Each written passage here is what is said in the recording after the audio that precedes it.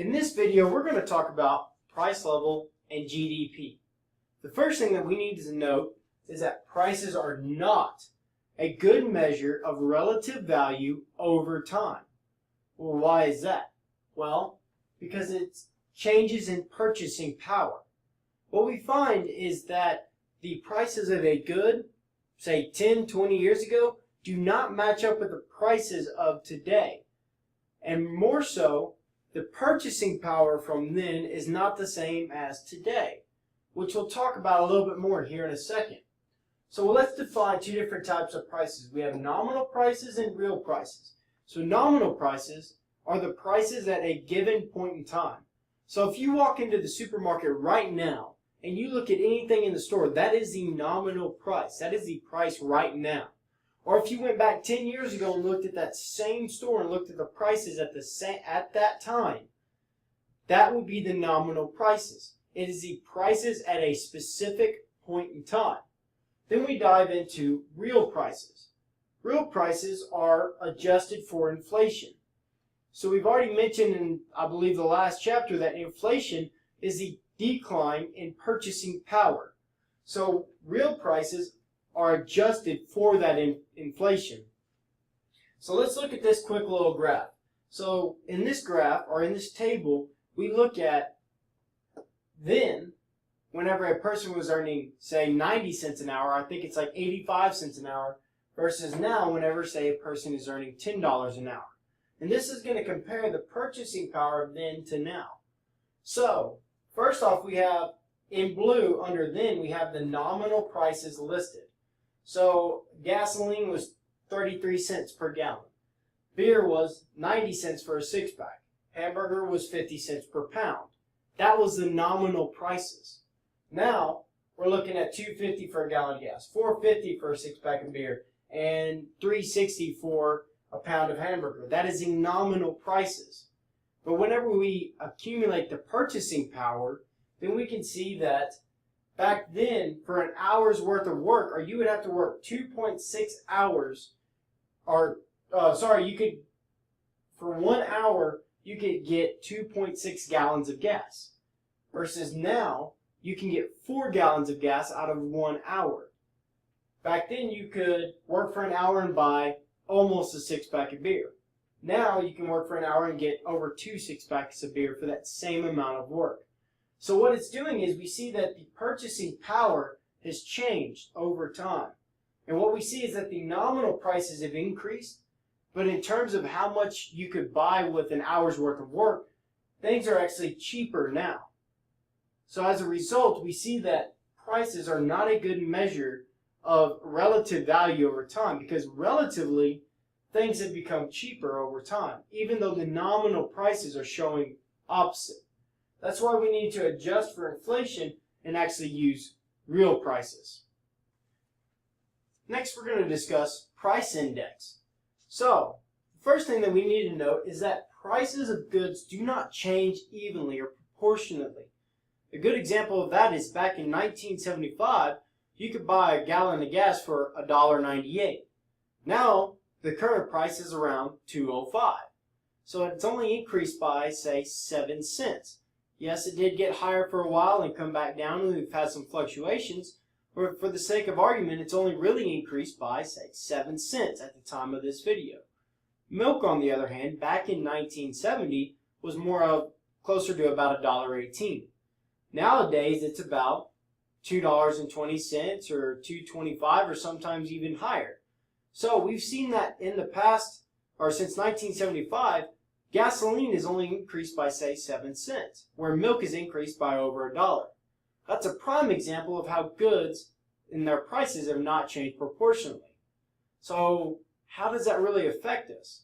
Well, that kind of takes how do we measure inflation if all of the goods are changing disproportionately? We have no average good. We have no typical good to go off of. As a result, we develop a market basket of goods.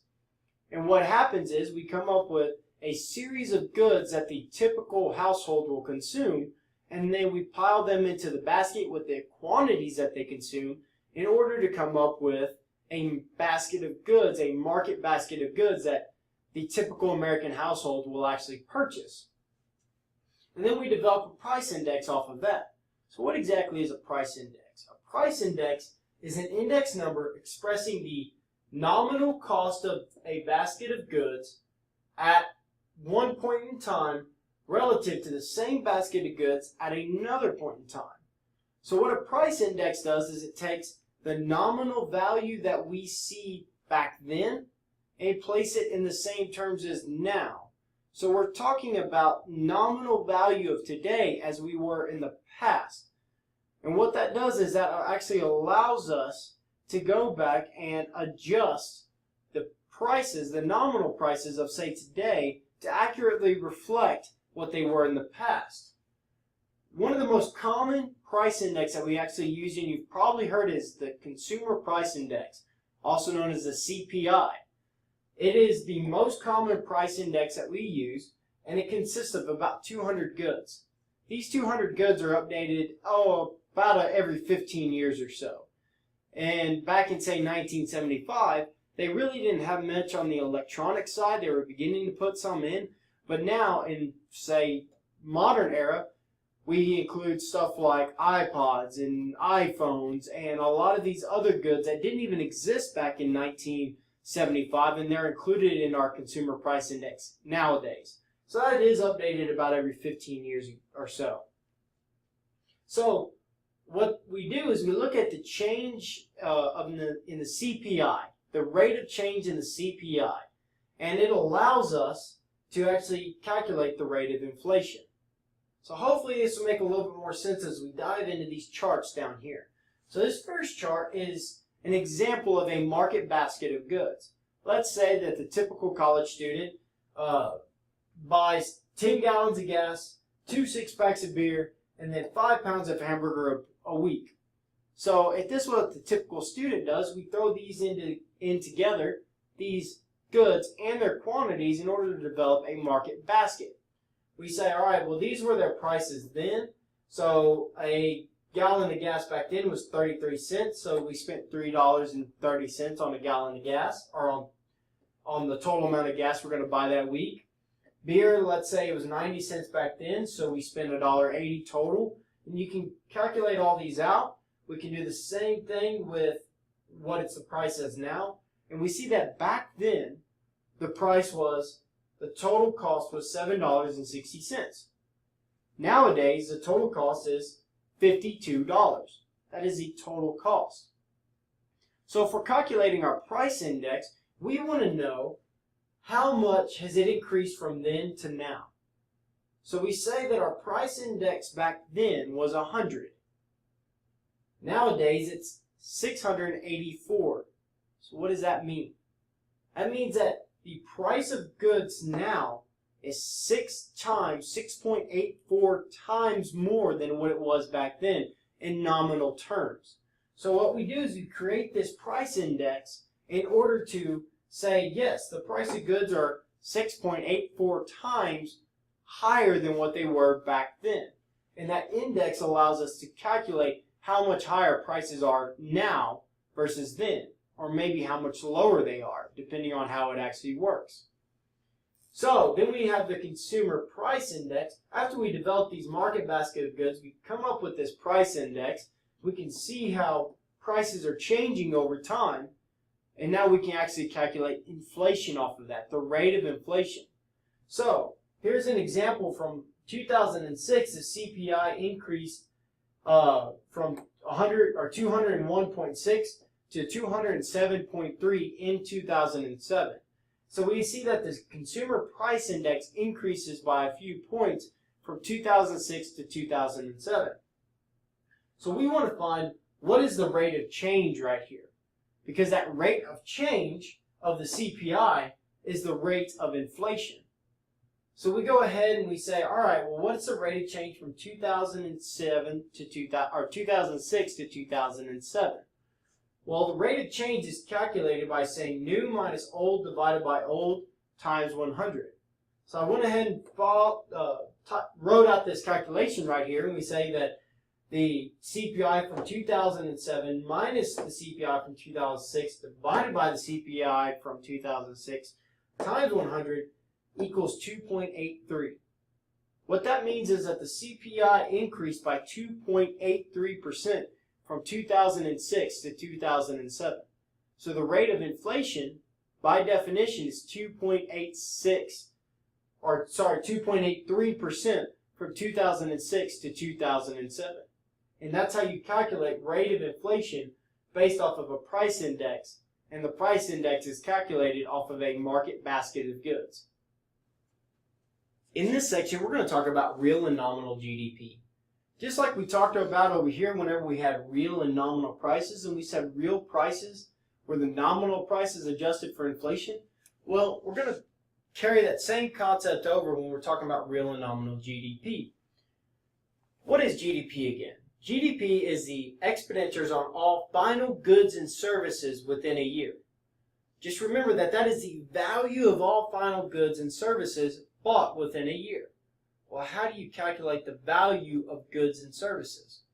The value of that is equal to the prices times the quantity. The total value of all final goods and services in the United States is equal to the prices at which you're buying those goods and the quantities at which they're being sold. So now we can accurately count or calculate the value of all final goods and services bought in the United States by taking their prices times their quantities. Now here's the difficult problem with all that. Do prices and quantities change? Yes, they both change. So if you're trying to compare one year to the next, and the prices and the quantities are both changing, then how do you know if just the prices are changing or just the quantities are changing, or if they're both changing at the same time?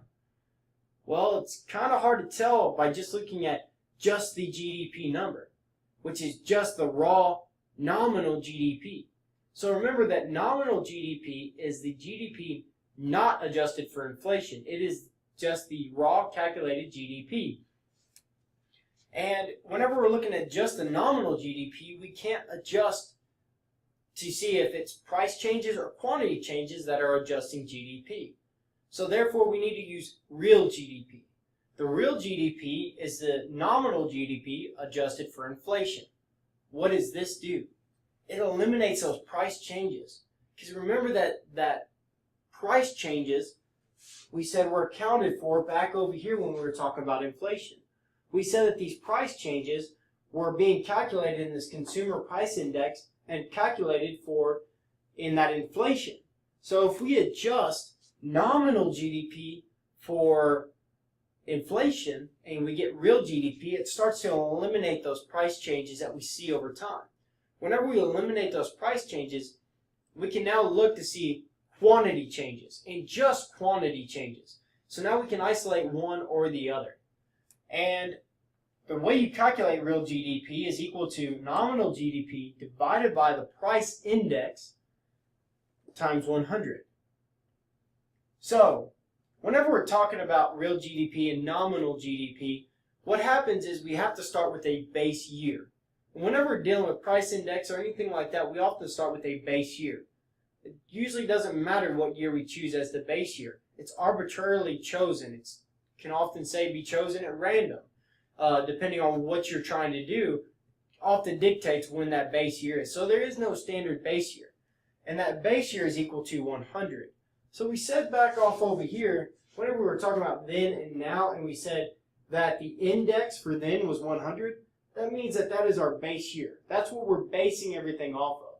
That's going to allow us to see how much prices have changed based off of just the base year. And that's an arbitrarily chosen number. So whenever we start eliminating these price changes, what it allows us to do is it allows us to look at look at the GDP, and now we can tell if the nominal GDP is increasing because of prices, or if it's increasing because quantities are increasing, meaning we can actually buy more stuff and more stuff is being produced, or if it's a combination of both of them are changing at the same time. Now that we know how to calculate real GDP, let's talk about real GDP per capita, which is what we're going to discuss in this section right here. So, real GDP per capita is often used as a measure of welfare. And how do you calculate real GDP per capita? Well, real GDP per capita is equal to the real GDP divided by the number of people in the country. So we discussed real GDP right here, and it allows us to break down the price changes and actually focus on just quantity changes. So remember, quantity is the amount of stuff. It's just the amount of stuff that is being bought and sold in total in a particular country.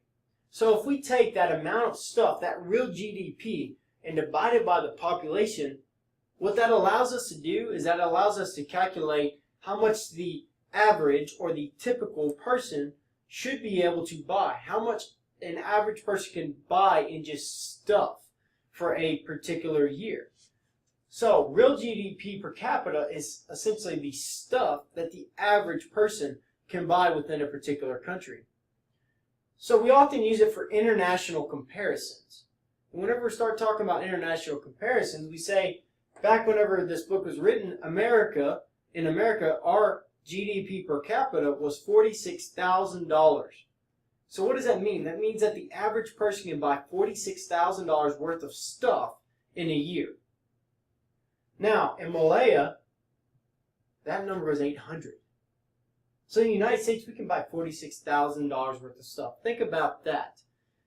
That's a house payment. That's a car payment. That is electricity. That's food. That's your cell phone bill. That's your internet. That's everything, and plus your vacation and everything else. And then you get to Malaya, you have $800.